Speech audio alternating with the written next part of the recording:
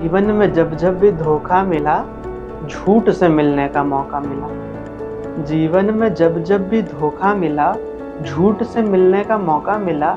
हालत पर मेरी वो तरस खा गया, खुद के अस्तित्व पर पछता गया। उसने पास बुलाकर बैठाया मुझे, फिर सच से परिचित कराया मुझे। कहा, खुद की जुबानी में खुद का वजूद बोल रहा हूँ, ज़रा गौर से सुनना, मैं झूठ बोल रहा हूँ। मुझे सिर्फ बोला नहीं जाता, बुलवाया भी जाता है, दिखाया भी जाता है और सुनाया भी जाता है। अफवाहों के रूप में उड़ाया भी जाता है, लिखा भी जाता है और पढ़ाया भी जाता है। मैं वही पहला पाप हूँ जिसे हर रोज़ दोहराया जाता है। मुझसे ही छल संभव है, कपट की मैं बुनियाद हूँ। मूर्ख व्यक्ति समझता नहीं, मुझसे लड़ाया भी जाता है। मैं टीवी पर भी दिखता हूँ, अखबारों में भी बिकता हूँ। आम आदमी को क्या पता, मुझसे कमाया भी जाता है। मुझे बोलने मात्र से बड़ा बवाल हो जाता है। मुझे छुपाने के खातिर मानव सच को भूल जाता है। मेरे होते हुए कोई भी संबंध कहाँ मजबूत होता है। रिश्तों में सच छुपाना भी एक झूठ होता है। बेशर्मी से सारे तथ्य खोल रहा हूँ। वैसे तो मैं झूठ हूँ, पर आज सत्य बोल रहा हूँ। आज सत्य बोल रहा हूँ।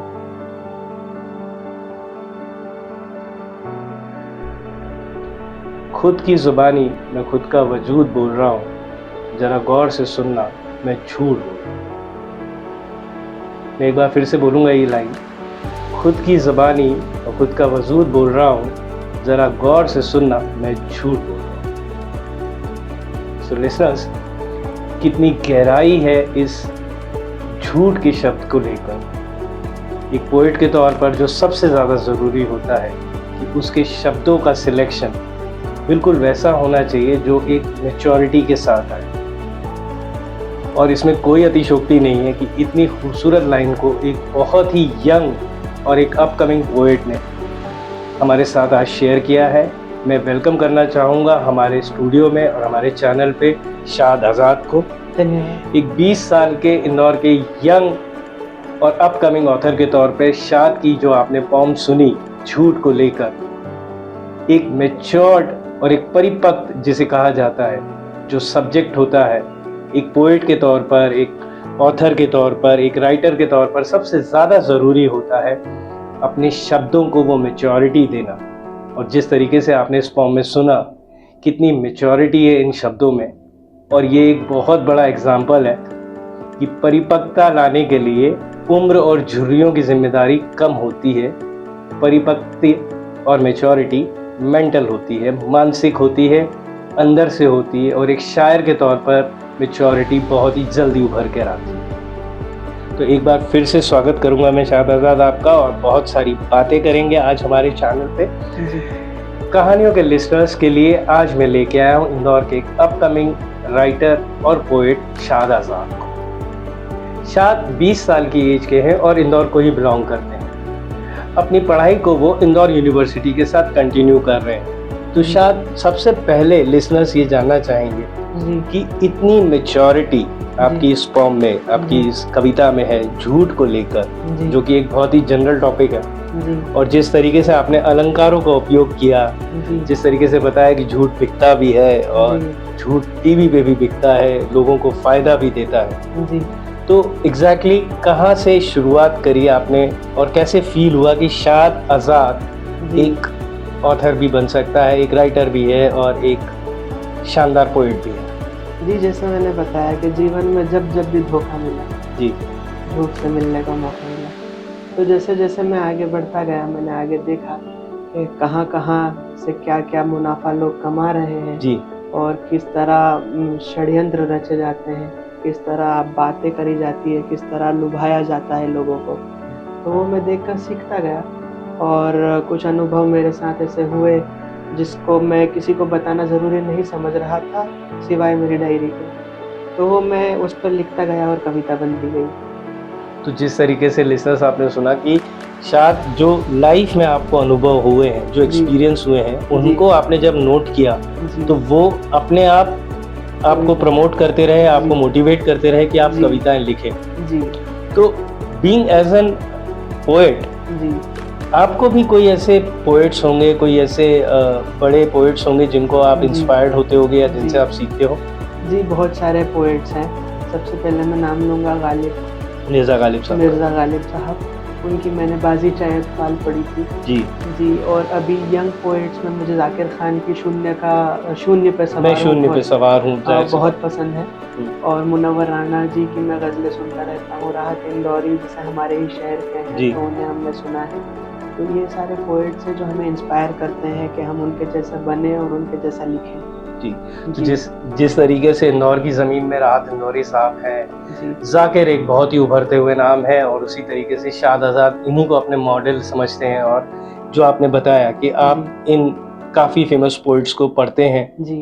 तो ये बहुत ज़रूरी होता है एक अपकमिंग पोएट के लिए, या जिनकी भी हॉबी में लिखना है, जी। उन्हें पढ़ना भी चाहिए। पढ़ना चाहिए, बिल्कुल। तो एक रेगुलर बेसिस पे शायद जी। कितना समय आप इन पोएट्रीज़ को पढ़ने में कितना टाइम स्पेंड करते हैं? किसी रेगुलर इंटरवल में पढ़ते हैं या फ्रीक्वेंटली पढ़ते रहते हैं? जी, जिस काम में मन लगता है वहाँ समय ही नहीं देखा जाता। एग्ज़ैक्टली। मैं अपना सही समय जब भी मेरे फ़ोन में जहाँ पे भी व्यतीत करता हूँ या किसी काम में फ्री रहता हूँ, मेरे माइंड में ग़ज़लें चलती हैं। मैं अपना उसको समय में कंक्लूड नहीं कर सकता हूँ कि मैंने इस चीज़ में इतना समय दिया है।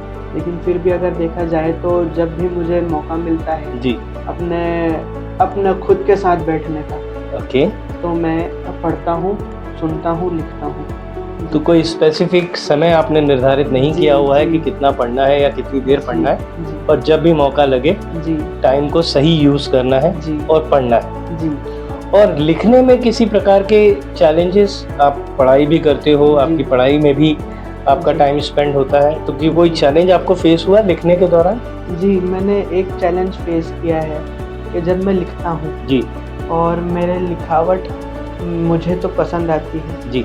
लेकिन लोगों को पसंद आनी चाहिए, क्योंकि सुना उसी को जाता है जो बोलना जानता है। और जो सुन सकता है, बेसिकली मैंने जो लिखा है वो अगर सामने वाले को एज इट इज़ समझ आ गया तो मैं जीतूँगा। लेकिन मैंने बहुत सारी पॉइंट्स ऐसी भी लिखी हैं जो लोगों को समझ में नहीं आएगी, तो ये एक बहुत बड़ा चैलेंज है जिस पर मैं काम कर रहा हूँ। वैसे तो जो नॉर्मली कहा जाता है कि पोएट्स जो होते हैं वो विचारों के स्वतंत्र होते हैं और वो अपने विचारों की अभिव्यक्ति करते हैं, उनको व्यक्त करते हैं। जी। पर एक पोएट के तौर पर आप अगर एक जनरल इंसान की भाषा में या एक आम आदमी को जो पोएट्री सिर्फ सुनना चाहता है, जी। उसको ऐसी पोएट्री दे सकते हैं जो इजीली उसे समझ में आए और रिलेटेबल हो, तो वो बहुत वैल्यूबल पोएट्री होती है। स्पेशली जैसे आपने गालिब साहब का नाम लिया, राहत इंदौरी साहब का नाम लिया, तो इन्होंने कभी भी अपनी शायरी में, अपनी पोएट्रीज़ में बहुत ही जनरल सब्जेक्ट्स को और बहुत ही जनरल शब्दों का उपयोग किया और बहुत ही खूबसूरत मैसेज भी कन्वे किया। जैसे आपकी अभी पोएट्री मैंने जो सुनी, झूठ, उसमें भी बहुत सारे मैसेजेस इन्वॉल्व थे। लिसनर्स, एक बड़ी बात कर दी शायद आपने कि लिखने के लिए पढ़ना ज़रूरी है और लिखे हुए को बोलना ज़रूरी है और बोलने के लिए सुनना ज़रूरी है। तो जैसे कहा जाता है कम्युनिकेशन स्किल्स या लोगों से मिलना, मिलाना, बात करना। नॉर्मली पोएट्स जो होते हैं वो बहुत इम्प्रेसिव होते हैं अपने बात करने के तरीके से, अपने विचारों को व्यक्त करने में बहुत स्वतंत्र होते हैं। पर एक ये बहुत अच्छा होमवर्क है अपकमिंग पोएट्स के लिए, और जो पोएट्री करना चाहते हैं, पोएट्री में अपना करियर बनाना चाहते हैं या पोएट्री में हॉबी रखना चाहते हैं, कि अगर आप अच्छा लिखना चाहते हैं तो पहले आपको अच्छा पढ़ना होगा, अच्छे से बोलना होगा और सबसे ज़्यादा ज़रूरी अच्छे से सुनना होगा। ओपन माइक्स पे आप परफॉर्म करते हैं। इंदौर में जो ये नया कल्चर आया है ओपन माइक्स पे, जिसमें आप जैसे अपकमिंग आर्टिस्ट को और आर्ट प्लेटफॉर्म्स मिल रहे हैं, एक अच्छा स्टेज मिल रहा है। ओपन माइक से जुड़ा हुआ अपना कोई एक्सपीरियंस कैसा रहा आपकी जर्नी ओपन माइक को लेकर? कुछ स्ट्रगल आए होंगे आपको ओपन माइक्स में? जी, बिल्कुल स्ट्रगल्स आए हैं ओपन माइक्स में। ओपन माइक्स में अभी 1.5 साल होने वाला है मुझे। मैं हर हफ्ते ओपन माइक्स कर रहा हूँ। मुझे ऑडियंस सिलेक्शंस और ऑडियंस को समझने में अभी भी कंफ्यूजन होता है कभी-कभी। मेरे अंदर जानता हूँ मैं क्या कहना चाह रहा हूँ, लेकिन कई बार ऑडियंस अपना अलग मूड में होती है। तो एक मैंने उस पे ख़याल लिखा था कि जहाँ बोलना चाहिए वहीं बोलता हूँ, गलत को गलत, सही को सही बोलता हूँ, सरस्वती का वरदान है वाणी मेरी, जहाँ अहमियत ना हो वहाँ नहीं बोलता हूँ। तो मैंने ये अनुभव किया है कि जहाँ अहमियत हो वहाँ अपने शब्दों को देना ज़रूरी है और ये समझना ज़रूरी है कि किस प्रकार के लिसनर्स आपके सामने बैठे हैं। जी। तो ये जिस तरीके से डॉक्टर्स के साथ होता है जी। या पहले वैद्य होते थे, औषधि देते थे, तो वो मरीज की नब्ज समझते थे। जी। तो एक पोएट के लिए भी बहुत ज़्यादा ज़रूरी है कि वो अपने ऑडियंस की नब्ज को समझे, अपने जॉनर को समझे और उसी को एक्सप्रेस करे। जी। राइट? बहुत ही बड़ा और बहुत ही इन डेप्थ आंसर दिया शायद आपने। जी। क्या प्लान्स हैं आपके पोएट्री को लेकर कि क्या आप आने वाले दिनों में क्या किसी बुक की तरफ जाना चाहते हैं या आप अपनी पोम्स को और पोएट्री को एक कलेक्शन के तौर पर ही देखते हैं? जी, मैं अभी तो पोएम्स को कलेक्शन की तरफ ही देखता हूँ। जी। मैं एज़ अ बुक कलेक्शन अब पब्लिश करने की सोच रहा हूँ। जी। लेकिन मेरे पास कुछ स्टोरीज़ भी हैं जिन्हें मैं एक बुक में पब्लिश करने के अभी प्रोसीड कर रहा हूँ। ओके। सो मतलब पोएट्री को आप एक प्रोफेशन के तौर पर भी देखना चाहते हैं, सिर्फ उसको एक कलेक्शन के तौर पर नहीं, वो आप पब्लिक के साथ शेयर भी करना चाहते हैं। बहुत बढ़िया थॉट है शायद इसमें आपका। एक चीज़ और मैं आपसे जानना चाहूँगा कि जो अपकमिंग पोएट्स होते हैं जी। वो स्पेसिफिकली किसी जॉनर पे ज़्यादा फोकस करते हैं, लव पे, बिट्रेल पे, गिल्ट पे, रिग्रेट पे, या बहुत सारे जो हिंदी कविता में अगर कहा जाए तो रस होते हैं, जी। श्रृंगार रस पे, वीर रस पे, हास्य रस पे। जी। आपने भी कोई स्पेसिफिक जॉनर सिलेक्ट किया हुआ है या आप जनरल पब्लिक के साथ जिस तरीके से आपने झूठ एक पोएम करी है या पिता पे एक पोएम करी हुई है, जी। तो आप कॉमन जॉनर पे ही जाना चाहते हैं? जी, जॉनर डिपेंड करता है आपके संबंधों पे, आपके सराउंडिंग्स पे। जी। रहीमन इस संसार में भांति-भांति के लोग। जी बिल्कुल। अलग-अलग लोगों के साथ अलग-अलग अनुभव होता है। जी बिल्कुल। प्रेम एक बहुत ही मैं ऐसा नहीं कहूँगा कि ओवररेटेड है, लेकिन युवा पीढ़ी अपने शुरुआत लेखन प्रेम से करती है, क्योंकि युवा अवस्था में ये एक बहुत ही नई चीज़ अनुभव करते हैं। जी बिल्कुल। और वो जो अनुभव करते हैं वो अपनी डायरी में लिख पाना, उसकी शुरुआत वो पहली पीढ़ी है। जी। तो इसलिए वो एक स्पेसिफिक जॉनर की तरफ बढ़ते रहते हैं। मोस्टली पोएट्स अपने अनुभव पे लिखते हैं। मेरे अनुभव प्रेम भी है, झूठ भी है, धोखे भी हैं, सरकार भी है। मैंने अभी एक पोएम लिखी थी कोलकाता रेप केस के बाद पे, रक्षाबंधन पे, कि हमारी बहनें अगर हमारी राखी बांध रही हैं, हमें राखी बांध रही हैं और अगर हम उन्हें बचा नहीं पाते, तो उस पे मैंने एक पोएम लिखी थी। तो ये अलग-अलग एक्सपीरियंस अपने अपने डिवीजन पे। थोड़ा शेयर करेंगे आपकी इस पोएम के बारे में, क्योंकि ये एक बड़ी सेंसिटिव मैटर है और जाहिर सी बात है मैं चाहूँगा कि लिसनर्स में भी जो भाई बहन हैं और उस रिश्ते की उस बंधन को समझ सकें। जी, मैं रिकॉल करता हूँ, मैंने रक्षाबंधन के दिन लिखी थी कि कैसे मना लें हम रक्षाबंधन जब टूट चुका है अंतर मन। कैसे मना लें हम रक्षाबंधन जब टूट चुका है अंतर मन, लुटा कर अपना तन मन धन सर झुका कर गा रहे जनगण मन। क्या प्रशासन है इतना साधारण जो बढ़ता जा रहा चीरहरण। 77 वर्ष की आज़ादी के बाद भी घर हम तुम्हें बचा नहीं सकते, तो क्षमा चाहते हैं बहनों हम राखी बना नहीं सकते। क्या मतलब इतना कर भर कर जब रहना ही हो डर डर कर, खुद को महफूज समझ पाए सक्षम इतनी सुविधाएं नहीं। जिस धरती को हम माता कहते वहीं पर सुरक्षित महिलाएं नहीं। जिस देश में मिलता न्याय नहीं, राम राज्य का वह पर्याय नहीं। ये दुस्साहस करने वालों को अगर सूली पर चढ़ा नहीं सकते, तो क्षमा चाहते हैं बहनों हम राखी बना नहीं सकते।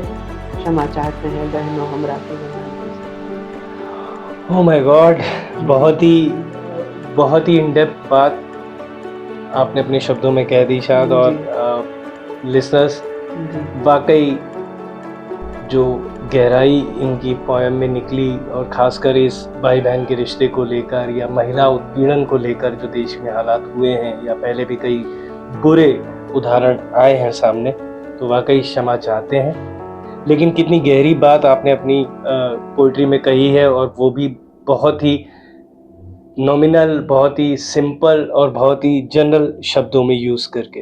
जी तो जैसा लिसनर्स ने सुना कि एक पोएट अपनी लाइफ एक्सपीरियंसेस को और अपने रोज़मर्रा के होने वाले इवेंट्स और किस्सों को भी बहुत ही खूबसूरती से रिप्रेजेंट कर सकता है। आने वाले समय में हम देखेंगे शाद की अपकमिंग बुक, जिस तरीके से शाद प्रिंट करना चाहते हैं और जिस तरीके से आप अपनी बुक के साथ अपने ऑडियंस के साथ जुड़ना चाहते हैं। ओपन माइक्स में तो आप रेगुलरली बने हुए हैं अपनी फॉर्म्स को लेके।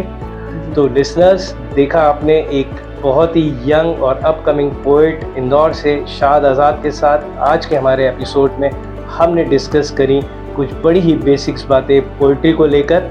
बने रहिए हमारे चैनल के साथ और कमेंट बॉक्स में और डिस्क्रिप्शन में हम डिटेल देंगे शाद आज़ाद के बारे में और रहेंगे रेगुलर इनके टच के साथ और आपको अपडेट करेंगे इनके अपकमिंग इवेंट्स के बारे में। सो मैं सुयश और हमारे प्रोडक्शन हाउस ओरियन 7 प्रोडक्शन की तरफ से हमारे चैनल कहानियों में एक बार फिर से धन्यवाद शाद आपके आने का, और बहुत बहुत बधाइयाँ आपको और बहुत बहुत शुभकामनाएं आपके आने वाले पेन के काम को लेकर, और हम बने रहेंगे आपके साथ regularly. So stay tune with our channel and keep you updated.